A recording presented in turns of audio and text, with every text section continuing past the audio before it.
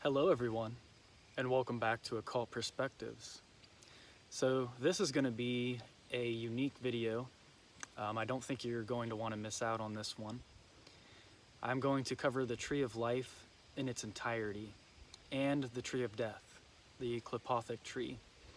A brief summary of each Sephiroth. I'm not going to go into the paths in this video. We are just going to cover the spheres themselves. So the 10 Sephiroth on the Tree of Life and the 10 Clipoth on the Tree of Death.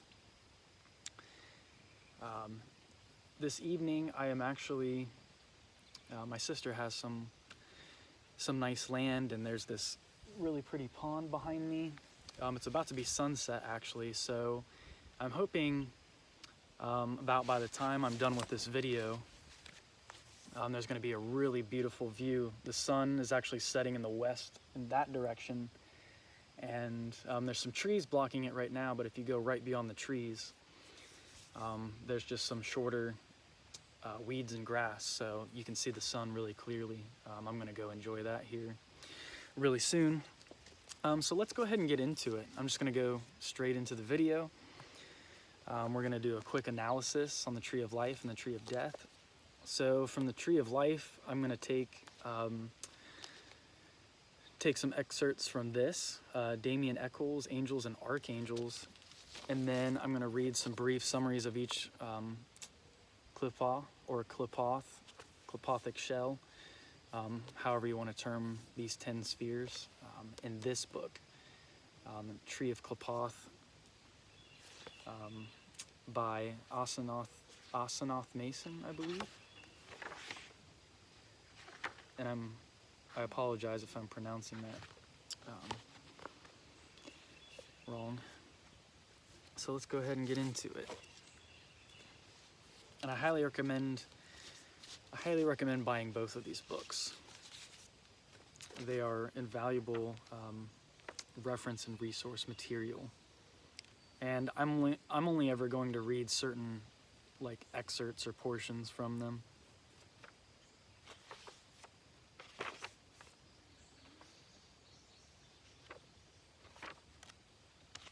All right, so we start on the Tree of Life, starting from the bottom in Malkuth.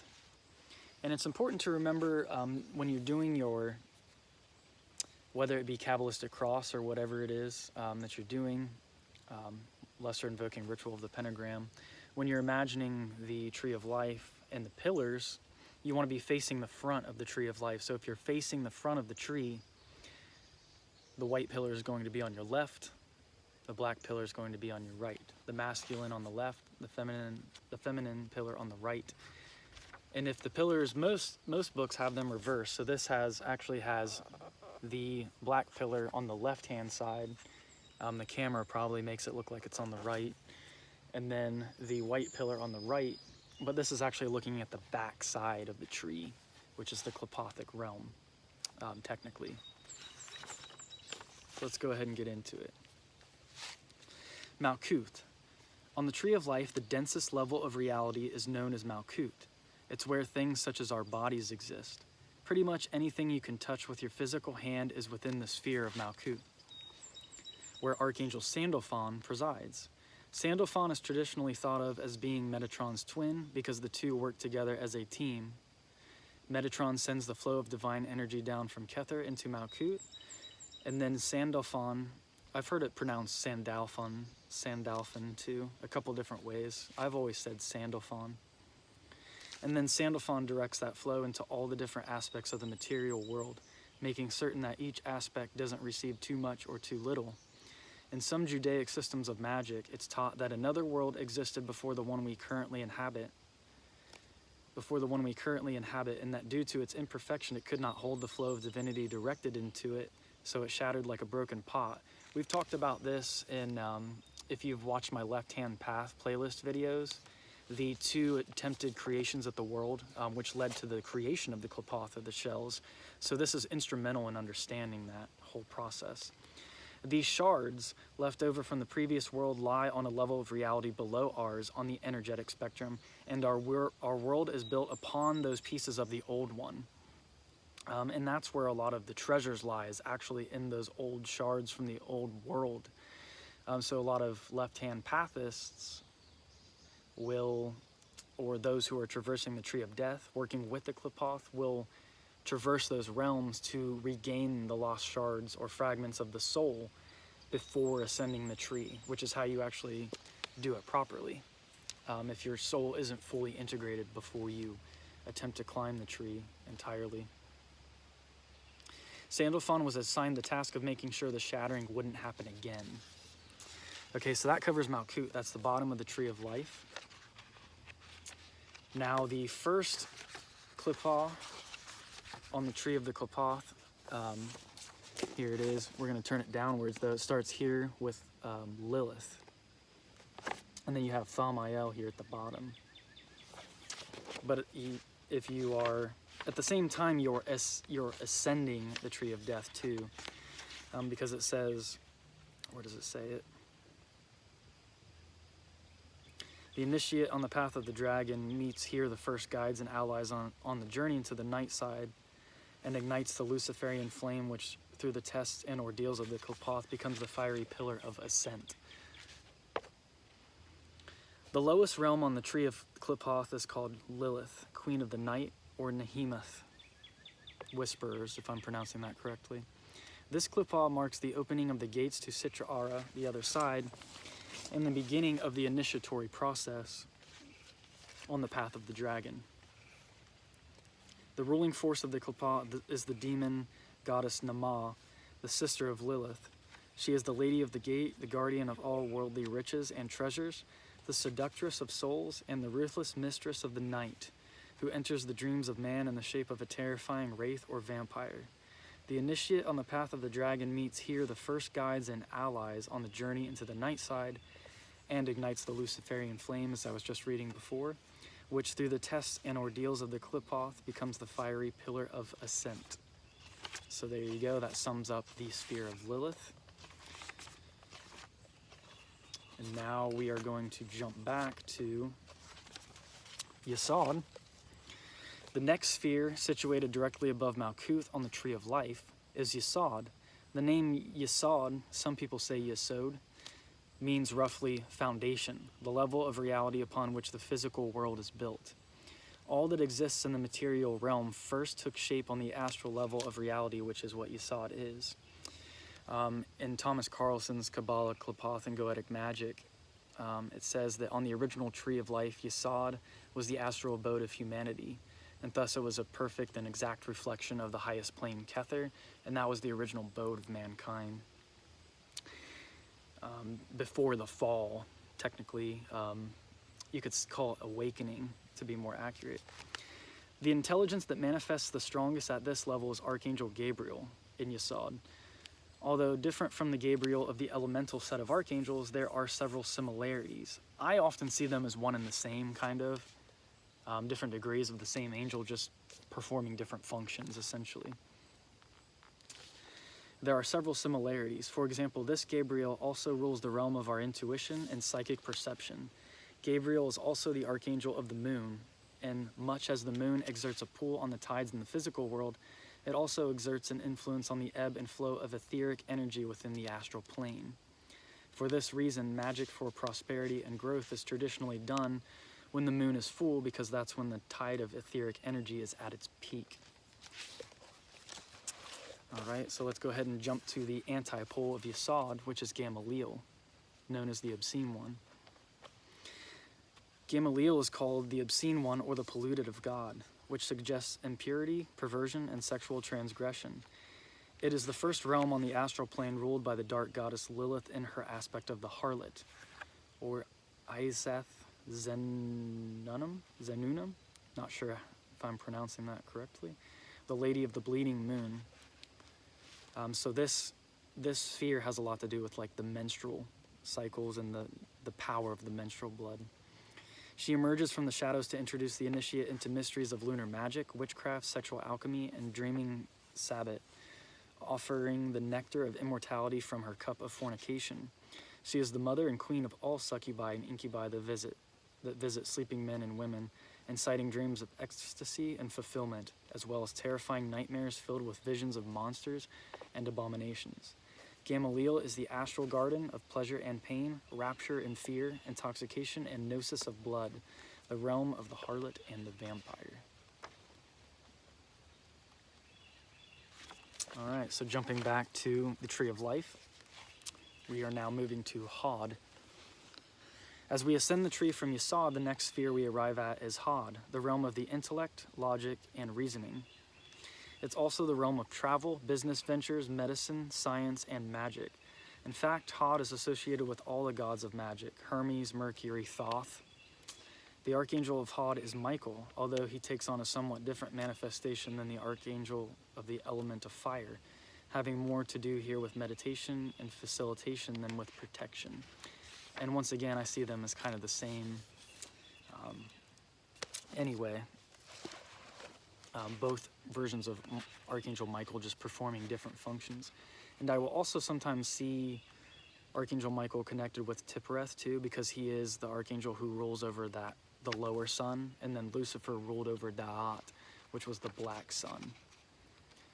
And then Hod is also known as splendor or glory a lot of the times. Let's see what it calls it in this book. Oh, it doesn't say, it just says Hod. Nice. And then Netzok is victory.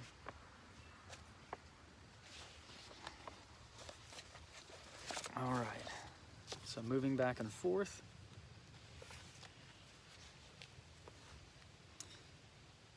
Oh, I'm sorry, wrong book. So now we move to Samael, which is the antipole of Hod. The name of the Klippa translates as the poison of God, the desolation of God, or the left hand. It is the realm of the trickster and the reaper. The initiate on the path of the dragon drinks here the alchemical poison to dissolve the foundations of intellect and enters the pact with one's personal shadow. The demonic ruler of the Klippa is the peacock king Andromelech. If you've ever seen the NBC logo, it's a peacock. Pretty sure there's probably ties in connection with this to some degree. This peacock king corresponds to Melech Tas, the peacock angel of the Yezidai.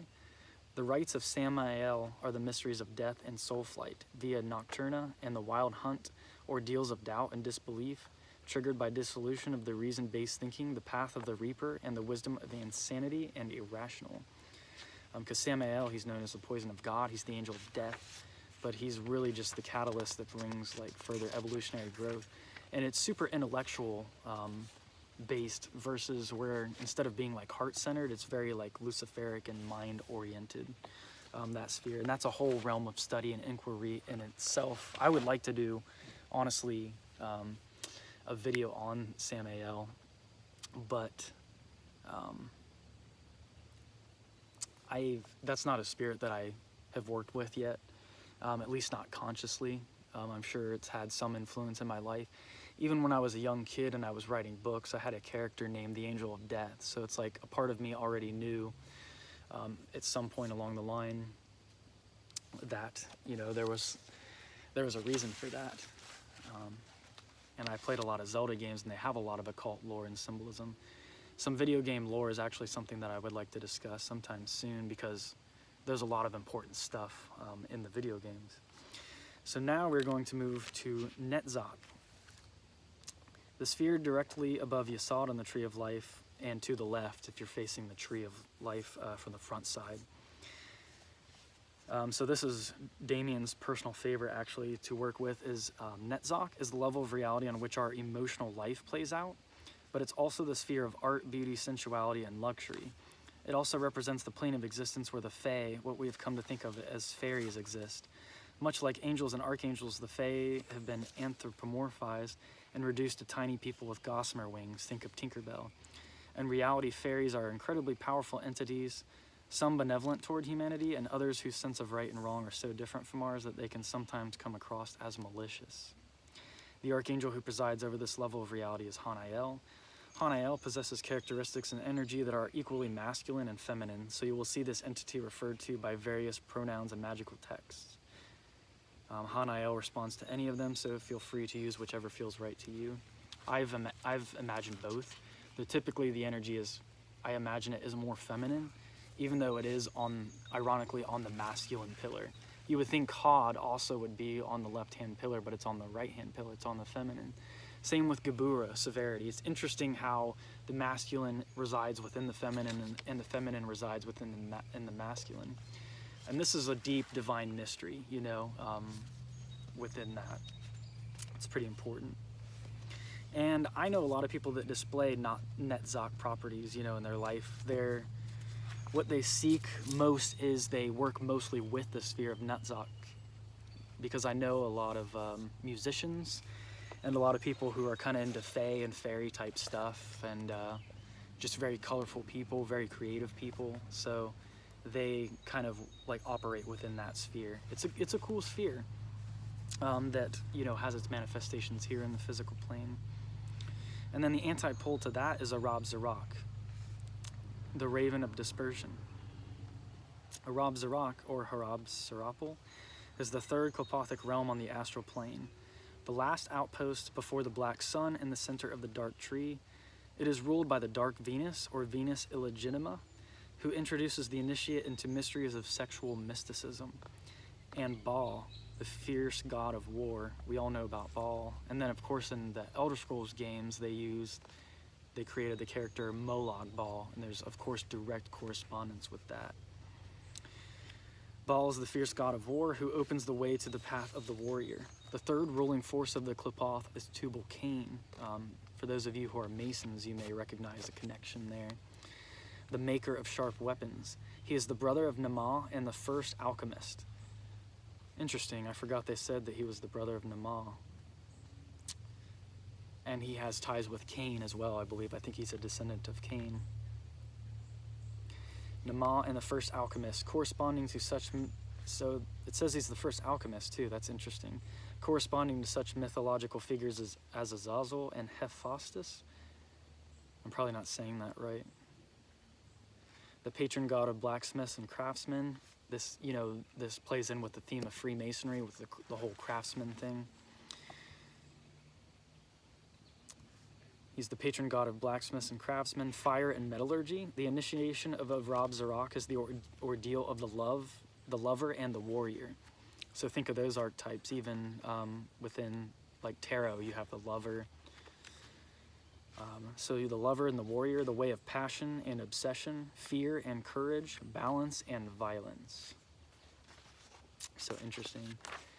And I'm probably not going to get too much further in this video. The sun is starting to go down, and I do want to catch a view of that. And it's going to take me probably another good 20 minutes or so to cover the rest of the tree and the tree of death. So this will probably be a two-part video, but at least wanted to get this out to you guys for now, so that you can enjoy and have some time to reflect. Continue your studies and hopefully your practices, and hopefully this helps you out with all of that. From the realm of Netzok, we ascend to the very heart of the Tree of Life. Tipareth is a brilliant golden sphere that shines like the noonday sun. In fact, the planetary energy of the sun is correlated with the sphere of Tipareth, or some people say Tipareth. The energies of all the other spheres on the Tree of Life pass through Tipareth, which regulates and harmonizes them all.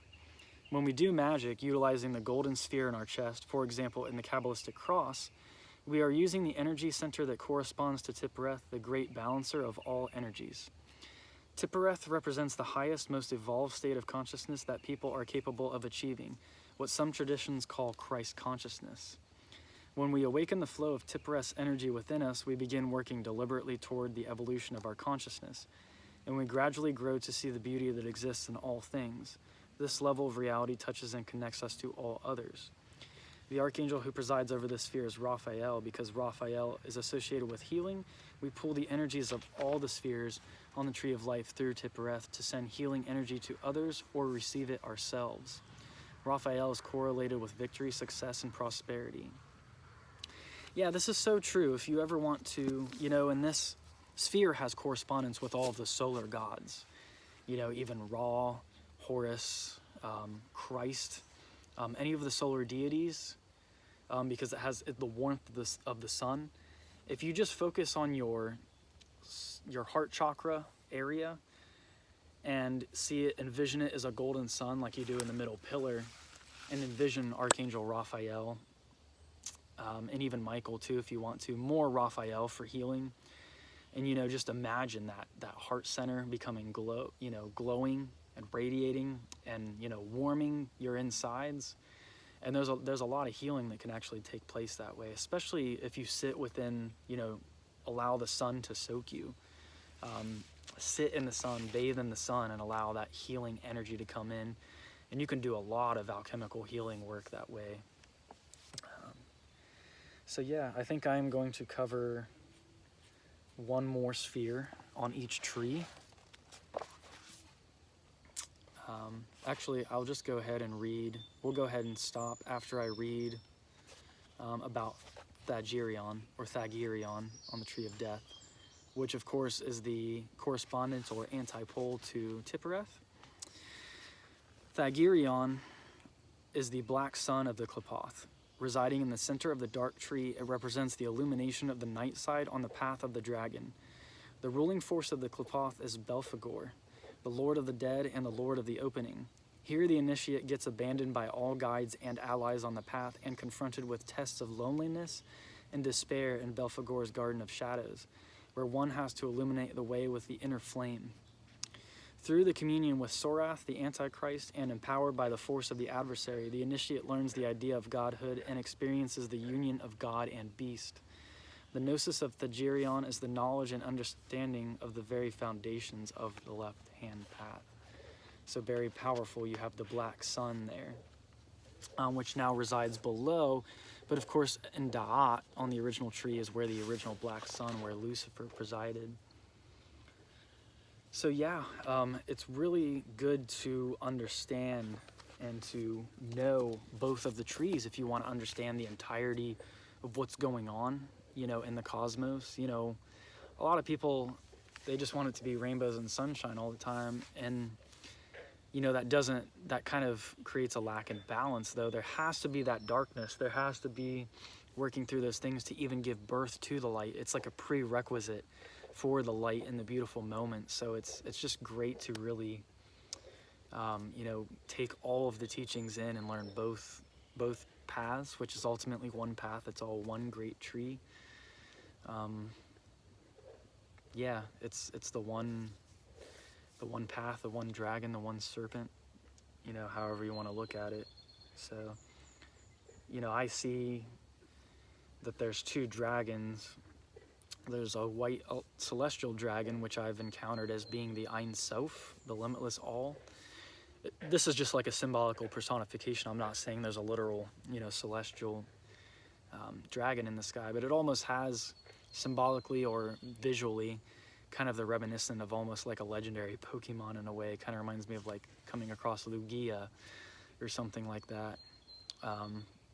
Very radiant, very powerful, very almost rainbow-like. Kind of the same color visuals I get when visualizing Metatron. And then there's Amalek, which is the dragon on the Tree of Death, which reminds me a lot of Alduin, the World Eater or World Destroyer. In Skyrim, he brings balance, you know. He actually brings an end to time, but he ends grand cycles of time and life, so that gives birth to a new universe. You know, that's where the whole idea comes in from Universe B. It's the destruction of the mundane reality, the mundane universe, giving birth to a whole new universe, and the self coming to a realization that it is source, that it is God, and that this has all been a manifestation of self. And this journey and this reflection are all within and without. So, all right, guys, I think I'm gonna go ahead and walk with you just a little bit here. As you can see, there's a nice little pond and stuff. You can chill by out here. I'm really gonna want to come out here and spend some more time out here. I didn't get too much time out here tonight. I just kind of got here about 30 minutes or so ago, right before I started this video. But as you can see, there's the tree line there. Hopefully you can see that really well. It's really, really beautiful back there. So, beautiful sunset. So, alrighty, everyone. I hope, you know, it's good to spend time in nature. I've I used to travel a lot, and I've been some really cool places that are kind of outside the bounds of normal society a little bit. You know, you really are able to, you know, if you surround yourself with good company, get out in nature if you can, and, you know, just, we don't need all the distractions and everything. You know, we've got everything we need right here. We are source, so let's manifest, you know, what we need to. Let's manifest this heaven on earth, and, you know, usher in this new aeon, this new age. And I think it's happening. I think the consciousness revolution is really taking place. So thank you all for being a part of this channel. If you are new to this channel, please be sure to subscribe, share with like-minded people, of course. And thank you all for being a part of this. Give the video a like if you liked the content in this video, and I will see you soon. So peace, and until next time.